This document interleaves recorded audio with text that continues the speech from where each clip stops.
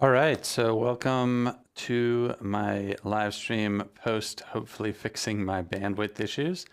I am going to be making some upgrades here. I don't want to get into that, but I appreciate you guys sticking with me, and I really appreciate the recent support for the videos that I've been making. Today, I'm going to talk about something related to my work when I'm trying to write music or compose music for use in film and TV, and this extends into games, although that's something I don't have a lot of experience with. I think any context where you are trying to convey specific emotions, this thing I'm about to talk about using envelopes, can really come in handy. It's one of my go-to compositional techniques when I'm trying to convey a specific emotion. Now, the thing that brought this to my attention recently was I was reading an article about this idea of elements of drama and this distinction between, for example, plot and character, the theme of the story, and some other things. And it got me thinking, it's really actually very helpful to break some of those down. So in other words, I've always thought of the plot as being largely a sort of amalgamation of the setting and the character and the theme, but after reading this, I started to think about it a little differently, and it also sort of started to remind me that there was, well, it illuminated for me, would be a better way of putting it, that maybe there was a connection between the different elements of an envelope and these different functions in drama, these different elements of drama that I'm often trying to connect with in my music. So today I'm looking at an envelope, and I'm gonna actually just I'll play you the sound, and you can kind of hear what I've come up with here. So let's just bring this up. I've just got a very simple little MIDI sequence here running through a massive patch, and it sounds like this. Okay, so it's super simple. It's what I did here, if the sort of 2 words is I loaded up a step designer in Cubase.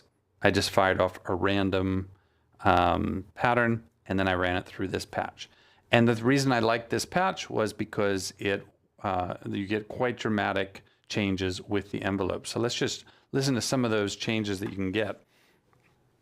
Let me give this a try here.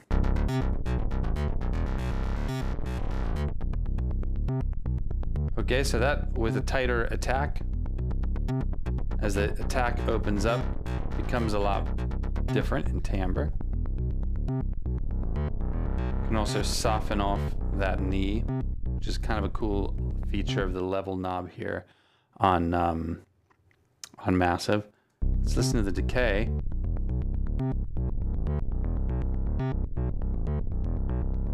And the release.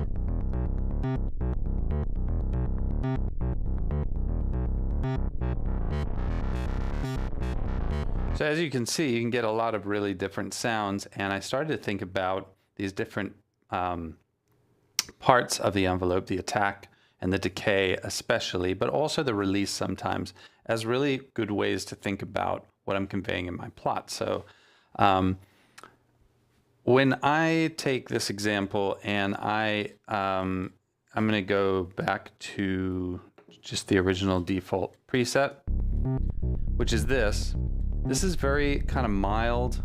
It's very subdued, and it feels to me a little unfocused and a little distant, maybe. So something that's further away or something that's out of focus. So this would be maybe a sound where I might bring this pattern into a cue where I'm trying to support the story, support the plot of somebody coming to a realization.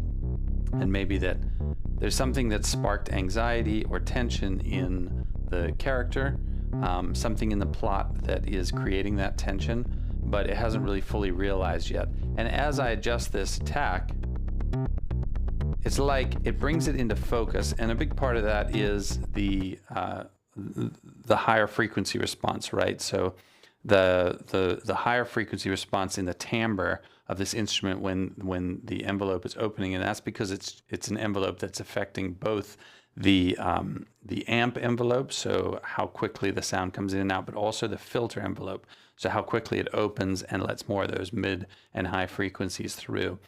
And so as the frequency response on the sound reaches more into the mids and the highs, it becomes more crisp, and that's part of the psychoacoustics of our ears hearing and being more sensitive to mid-range and treble sounds. So it gives us much more precision. We feel like it's a more precise sound. We're able to judge it better. When it's quiet, or not necessarily quiet in terms of volume, but has this more subdued, lower sort of frequency response where we're into the mids and the lows, it tends to be a more vague sound, right? So as I'm adjusting the attack here, I'm able to support the story a little bit more as something comes into focus. This particular bass line might be good to in like an action type environment or some kind of edgy environment where I'm trying to create anxiety, stress, tension, that sort of thing. The thing that I think I've often gotten hung up on is, I wind up telling the story with my music of the character.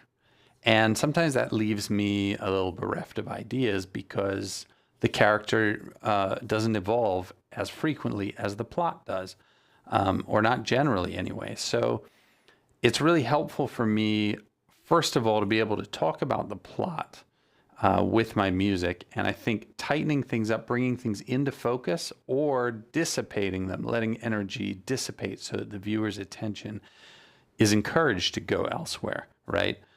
Or focusing them.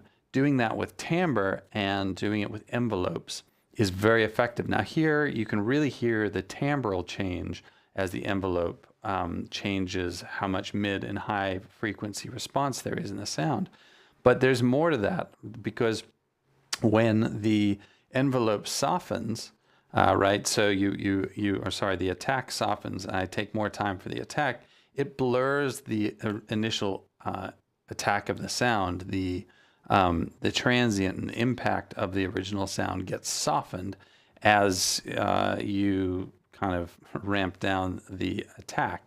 So when you do that, it also takes it a little bit out of focus. So this blend of using an envelope to both control the amp envelope, which as I open it up would soften the sound, make it more dull, and applying the same envelope to the filter where it starts to open up these mid-range and high-range frequency response, that actually creates focus. So there's this kind of interesting interplay. And I'm sorry, I think somebody's maybe cutting a lawn around me, but hopefully that's not too disturbing. Let me take a second here, and I'm going to close my doors and windows. But this idea of using the envelopes to manage the viewer's expectations about just how much is changing for the character in the plot, and that they are coming into focus on something. Maybe it's a realization, maybe it's a discovery of something that they're coming to terms with. Maybe, you know, somebody's been told something by another character that is starting to soak in. Doing that just with totally different timbres, I've got a French horn, or I've got a synthesizer, or I've got a guitar, or I've got a drum, or whatever, is often for me a lot more limiting. And it just takes a lot longer, if ever, to get to exactly the right sound. But envelopes help me get there more quickly, and I can apply envelopes on everything. If I apply an envelope on to the transient, for example, of a drum hit, and I soften those transients, again, it has the effect of taking the drum either further away from me or blurring it so that the viewer's experience is something out of focus. Attack and decay, also, they both work similarly. A longer decay versus a shorter decay is also a really interesting thing to work with. Now, I would say that I generally prefer not to lean too heavily on the release. And that's because I'm really concerned about creating clear edit points in my music. And long releases, just like long reverb tails, can be very disconcerting to an editor when they're trying to edit an edit point.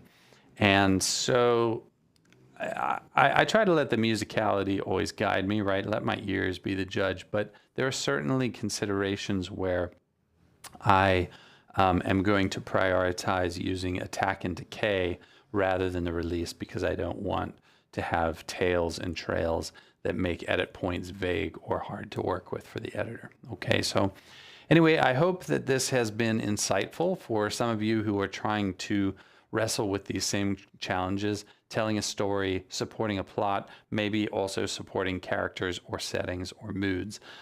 But realizing that the envelope is something you could apply to any instrument. You can apply it to a violin or a drum or a synthesizer.